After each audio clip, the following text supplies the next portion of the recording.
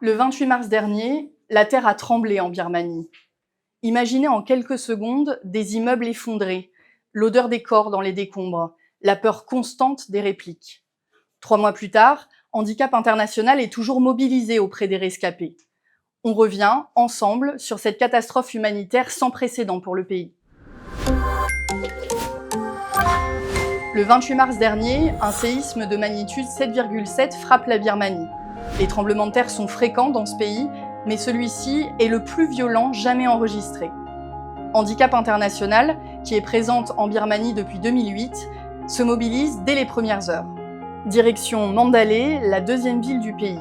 Les premières informations que l'on reçoit chez Handicap International font état d'une ville dévastée. Mais pour y accéder, c'est un parcours du combattant pour nos équipes.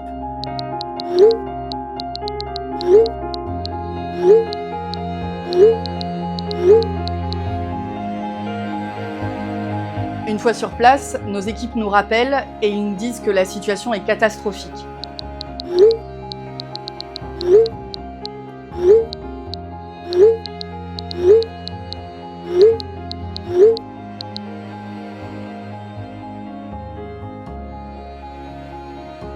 Nos partenaires sur le terrain, comme les ambulanciers volontaires, nous racontent le chaos.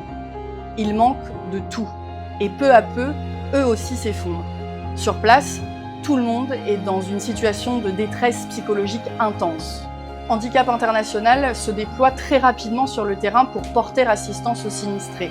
Nos collègues, nos partenaires distribuent des kits d'urgence, des béquilles, des fauteuils roulants, dispensent un soutien en réadaptation physique, mais aussi les premiers secours psychologiques. 3 mois plus tard, nos équipes sont toujours mobilisées sur le terrain. On a ouvert un bureau dans la ville de Mandalay et tous les jours, on coopère avec nos partenaires locaux pour soutenir les structures de santé et accompagner les victimes, notamment les plus vulnérables, comme les personnes handicapées. Nos kinésithérapeutes, nos travailleurs sociaux sont toujours mobilisés pour accompagner ces personnes, que ce soit en réadaptation physique ou en soutien psychosocial.